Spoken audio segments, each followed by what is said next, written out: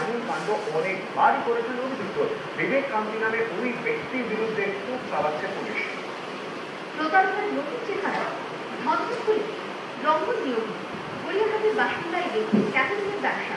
তার দাবি কয়েকদিন আগে বিবেক কান্তি রায় নামে এক ব্যক্তি তাঁকে ফোন করে শিলিগুড়িতে বিয়ে বাড়ির খাবারের ব্যবস্থা করে দেওয়ার জন্য বরাদ দেন তাকে। বিবেক কান্তিকে খরচ হিসেবে 6.5 লক্ষ টাকার হিসেব দেন ওই ব্যবসায়ী। এরপর ব্যবসায়ীকে 5,75,000 টাকার চেক দেন বিবেক। এরপর ওই চেক জমা দিয়ে শিলিগুড়ি যান রঙ্গন, বিয়ে বাড়ির যাবতীয় প্রস্তুতিও শুরু করে দেন। তার দাবি প্রায় 1 লক্ষ টাকা খরচ করে ফেলেন তিনি। রঙ্গনের দাবি বিবেক কান্তি তাকে বলেন নয়াদিল্লি থেকে কলকাতাগামী রাজধানী এক্সপ্রেসের প্রথম শ্রেণীর 4 জনের টিকিটের ব্যবস্থা করে দিতে হবে। এর জন্য 30,000 টাকা খরচ করে সেই ব্যবস্থাও করে দেন ওই ব্যবসায়ী।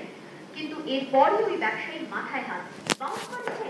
খোঁজ নিয়ে জানতে পারেন বিবেক কান্তি রায় এরকম প্রতারণা অনেকবারই করেছেন। তড়িঘড়ি গড়িয়াহাট থানার বিবেক কান্তি রায় নামে ওই ব্যক্তির বিরুদ্ধে বিশ্বাসভঙ্গ এবং প্রতারণার অভিযোগ করেন ব্যবসায়ী রঙ্গন নিয়োগ।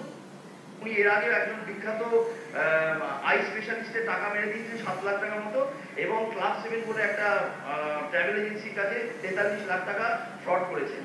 তো এমন ভাবে আমাদের সঙ্গে উনি কথা বলেছিলেন যে আমরা একবার বুঝতেও পারিনি যে এরকম একটা ফ্রড হতে পারে। একটা সেডান গাড়ি চলে এসছে এবং যে 2-3টে রেফারেন্স উনি দিয়েছিলেন তারা অত্যন্ত ভদ্র এবং আমাদের পরিচিত লোক। পরে তাদের কাছে যখন অ্যাপ্রোচ করেছি তারা তখন মানে অবাক হয়ে গেছে। ঘটনা পরিপ্রেক্ষিতে ভিত্তিতে পুলিশ পূর্ববর্তী নিজেই মামলা করতে পারে।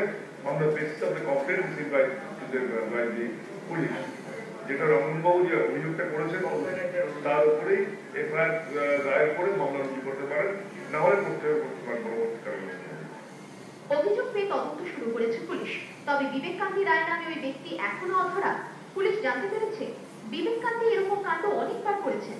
কি কারণে প্রতারণার নতুন রূপ নিয়ে ঢাকে পুলিশ। ময়ূর ঠাকুর